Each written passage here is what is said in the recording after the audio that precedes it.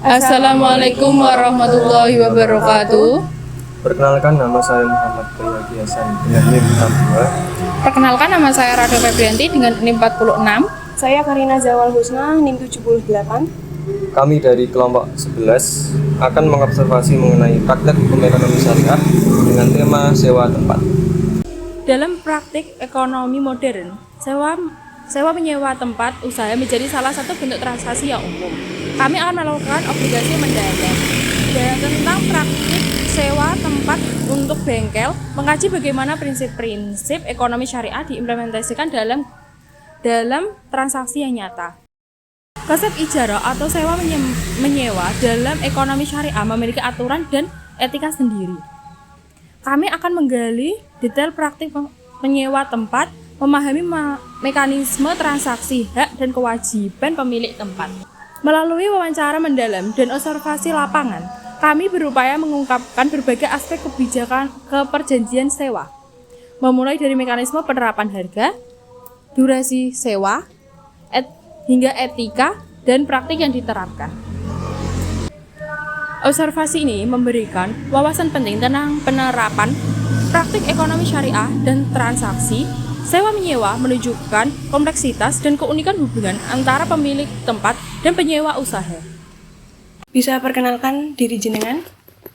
Nama Pak Sutaman, alamat Desa Setrokalangan, Kecamatan Kaliwungu, Kabupaten Kudus. Sudah berapa lama Bapak menyewakan tempat tersebut? Kurang lebih 10 tahun. Lalu, apa alasan Bapak memutuskan menyewakan tempat tersebut? Karena sementara tempat itu memang kosong, tidak ada yang menempati, daripada tidak manfaat, ya lebih baik disewakan. Bagaimana cara Bapak memilih penyewa untuk tempat tersebut? Karena itu kan diperkenalkan oleh salah satu keluarga, sehingga disewa, tapi dasarnya kekeluargaan, tapi tidak ada hitam putih. Artinya kekeluargaan, nanti bagi hasil, karena jenis usahanya kan untuk perbengkelan. Sehingga bagi hasil, dari hasil bersih berapa bagi 2. Lalu apakah ada perjanjian tertulis? Perjanjian tertulis tidak ada, hanya ya saksi-saksi dari keluarga. Apakah ada biaya sewa yang ditetapkan? Kalau biaya sewa ditetapkan tidak ada, hanya perjanjiannya nanti hasil bersih netnya berapa bagi 2. Lalu bagaimana hubungan Bapak dengan penyewa saat ini? Ya relatif tidak ada masalah. Nanti kan ada masalah, yang masalah kecil yang bisa cepat diselesaikan. Apa saja kewajiban penyewa yang harus dipatuhi? 1, menjaga kebersihan. Apabila ada kerusakan ya harus siap memperbaiki. Kalau kecil-kecil, kalau mungkin besar ya diperbaiki bersama antara penyewa dan yang menyewakan untuk saling kerjasama memperbaiki kalau jumlahnya besar. Tapi kalau yang kecil-kecil ya dibiayai oleh yang menempati, yang nyewa. Lalu siapa yang bertanggung jawab jika ada kerusakan di tempat? Ya tanggung jawab bersama, ya pemilik maupun yang pengguna yang memanfaatkan gudang tersebut. Apakah Bapak memperhatikan prinsip-prinsip syariah dalam menyewakan tempat tersebut? Ya, pertama emang syariah, yang kedua menggunakan adat lumrahnya di daerah sekitar. Tidak hanya syariah tapi juga mempertimbangkan adat istiadat daerah setempat. Lalu bagaimana cara Bapak menentukan harga sewa dengan adil? Karena kesepakatan awal itu tidak ada sewa, jadi bagi hasil dari biaya keseluruhan, nanti hasil bersihnya berapa bagi 2. Tidak ada ketetapan berapa enggak. Rame mungkin dapat banyak, sepi ya mungkin tidak banyak, kecil gitu kan. Lalu tantangan terbesar dalam menyewakan tempat ini apakah ada? Ya kelemahannya ya kita tidak bisa ngontrol secara rinci, hanya saling percaya. Dapat banyak atau dapat sedikit kan tergantung kepercayaan masing-masing. Itu kelemahannya itu. Apakah pernah terjadi masalah dengan penyewa sebelumnya? Oh tidak ada masalah, tidak ada. Apa keuntungan yang Bapak rasakan dari menyewakan tempat ini? sampai saat ini keuntungannya ya tadi hanya sebagian, yang penting gudangnya aman, tempatnya aman. Soal hasil relatif tidak besar lah, kecil. Apakah ada pesan khusus yang ingin Bapak sampaikan tentang praktik sewa menyewa?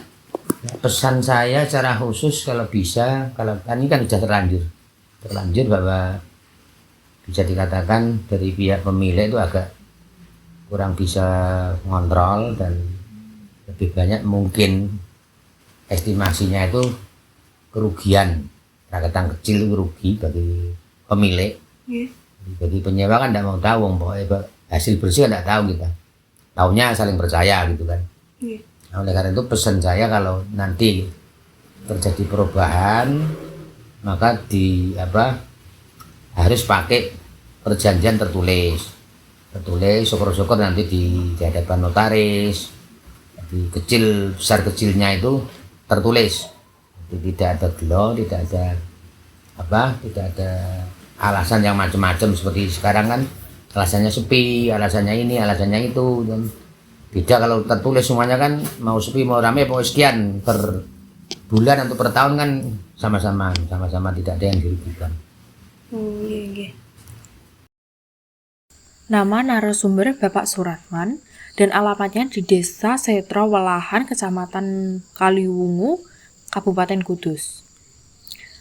Alasan penyewaannya, sesudah menyewakan tempat selama 10 tahun dan manfaatnya untuk memanfaatkan agar tempat kosong lebih bermanfaat.